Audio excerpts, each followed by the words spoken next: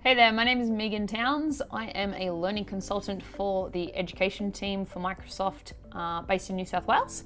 I'm going to talk to you about how you can use the tabs in Microsoft Teams to really facilitate the learning that happens in the digital hub known as Teams. So let's have a look at how you can add both internal 365 content to your team and also external content as well.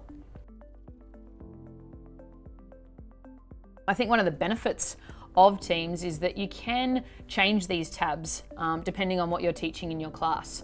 So it's not necessarily about setting up tabs in each channel and having them stay like that for the entire year or the entire unit of work. It's very much about changing those tabs depending on the needs of your class for that week or that lesson. Let's jump in and look at the different types of content that you can add into each of your channels using tabs.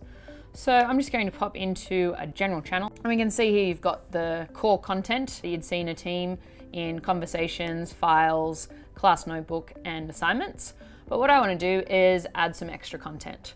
So you can see at the top, you've got the option to add the more traditional 365 content, and we're just going to add a few of those items now. So if I click on Word, for example, I can find any Word documents that have been added to this team already and basically just pop them into that tab at the top of the channel. If, for example, you had a particular worksheet or something like that you wanted students to contribute to during a particular lesson, you could add that quite easily by jumping into the files in that channel, selecting the file that you want, in this case, Australian Parliament, and adding that directly to the tabs at the top of that channel. So you just click Save, and then it will appear as that fifth tab now in your channel.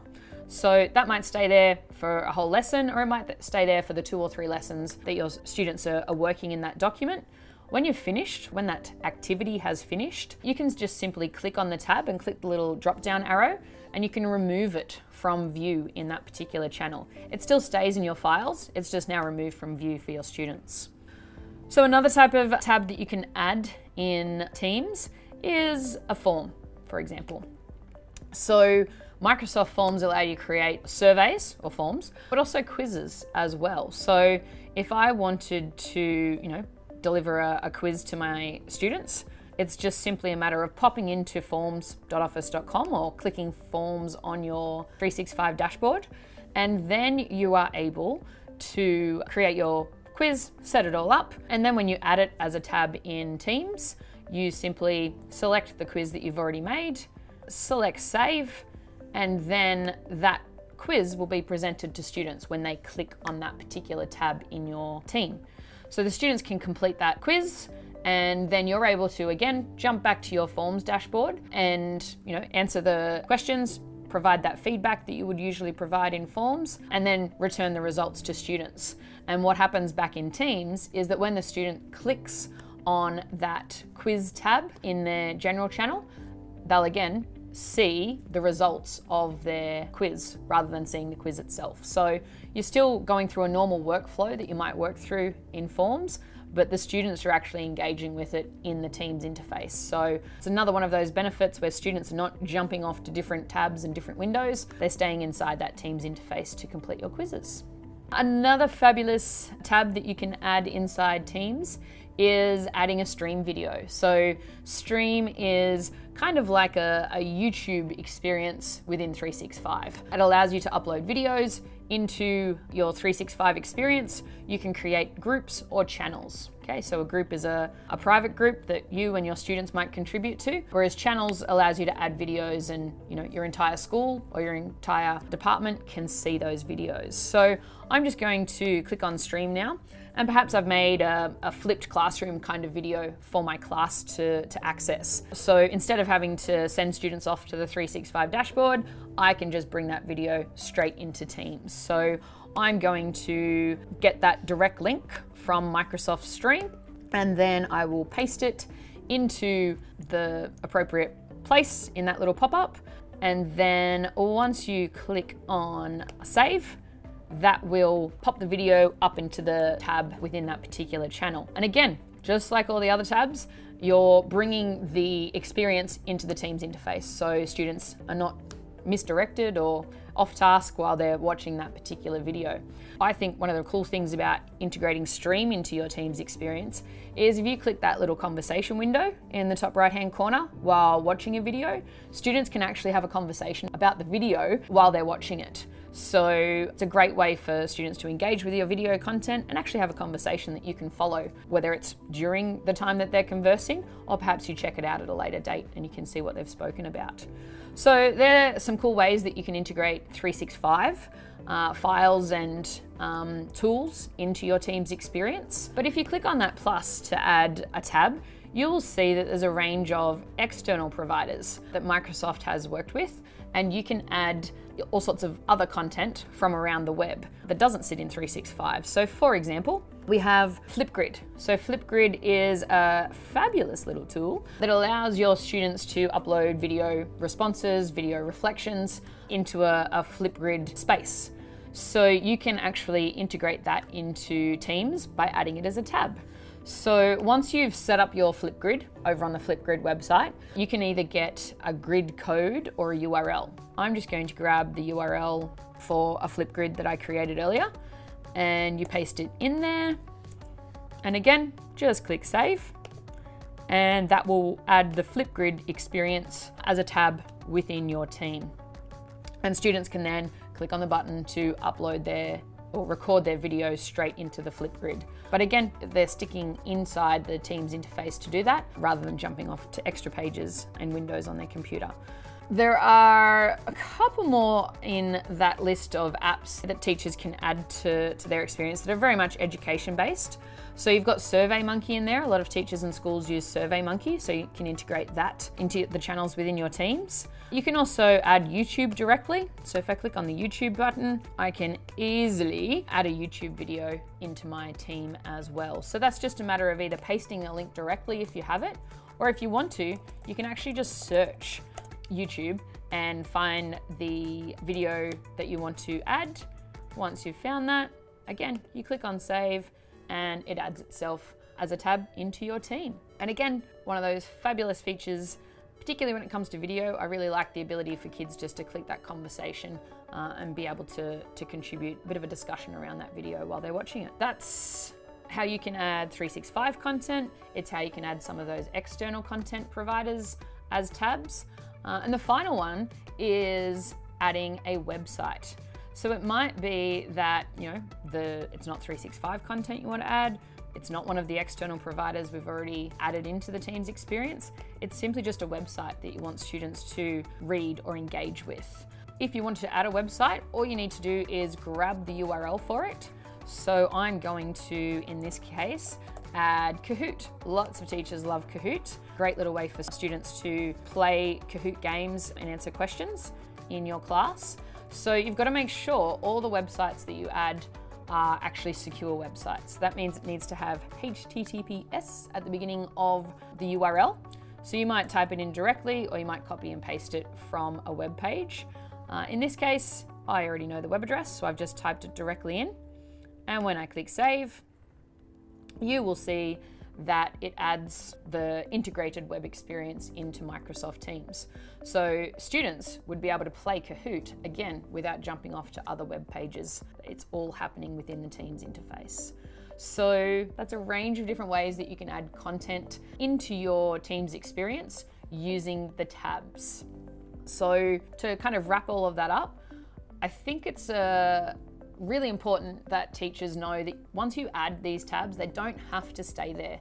Like I said at the beginning, I think it's a really good idea that the tabs change depending on what you're doing in class that day or that week. And it's really easy to take it away just by clicking on the little drop-down menu and removing the tabs as they're no longer required in your class. So have fun adding content to your teams across all of the channels within each team. And really facilitating digital learning by adding those tabs when and if required. Have fun. So if you intend to use Microsoft Teams across your school and you want to help teachers learn more about Teams, you can access a free course in the Microsoft Educator community. So if you go to education.microsoft.com, there's a free course there that will take your teachers through using Teams in about 45 minutes. So let's go and have a look on the hub at that particular course and a range of other features in the Educator community. So this is the Microsoft Educator community. It is a place that teachers can come to access a range of learning, plus information, lessons, and even Skype in the classroom, which I'll talk about in just a second. So in regards to the Teams course, if you click on Courses and Resources, which is the orange menu item, that will take you to a space that has more than 40 online courses. Now these range from 45 minutes to 3 hours, or you can even jump into what are called learning paths, which are like 20 hours for something like 21st century learning design. So we're not going to do a 20-hour course. We're going to look at a course called Introduction to Teams. So you'll find that underneath Office 365. If we click on the Introduction to Microsoft Teams, you'll see how long the course takes. So it's a nice short one, 45 minutes. You do get a badge if you complete the course. So it's just a matter of watching some videos, reading a little bit of information, and when you get to the end of those modules, there's a whole range of content in here on, how to set up your team, how to add content to it, all that kind of thing. And then when you get to the end, you have a lovely short little quiz of 10 questions. And if you complete that and get 80%, you will get your Introduction to Teams badge, which is very exciting. So yeah, that's just one course that you will find in the Educator community. If we come back here, there are a range of courses that you can access in here, like I said before. So you've got Office 365, some OneNote and Sway courses.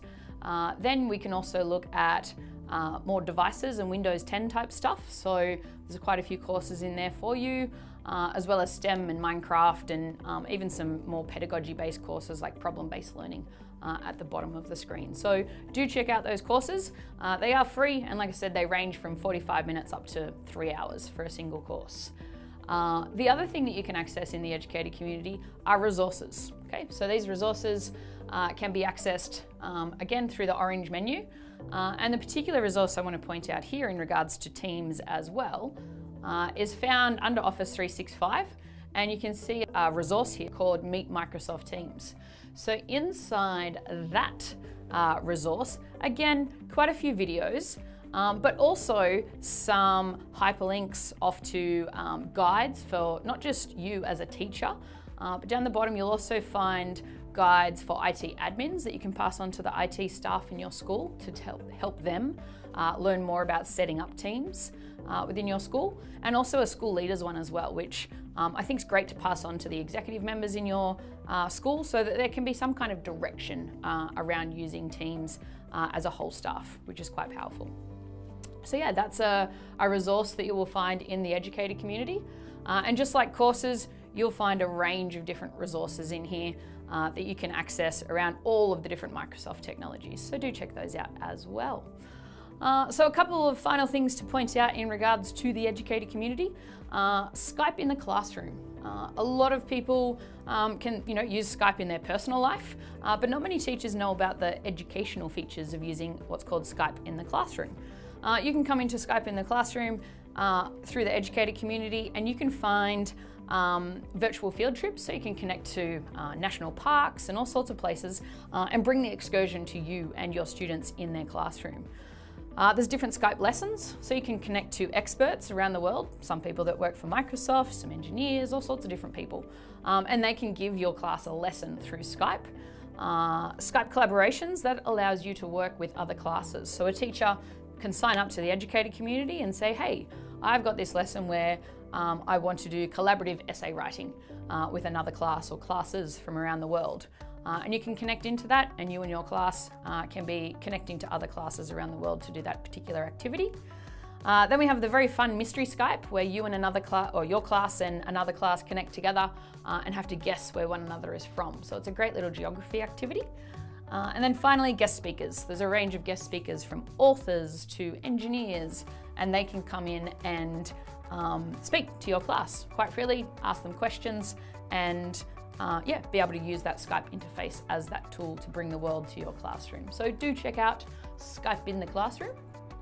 And then finally, the last feature, or second last feature maybe, I'll show is the lesson plans. So I mentioned before, you can join the educator community as it is free. And once you join the educator community, you've got the ability to upload lesson plans.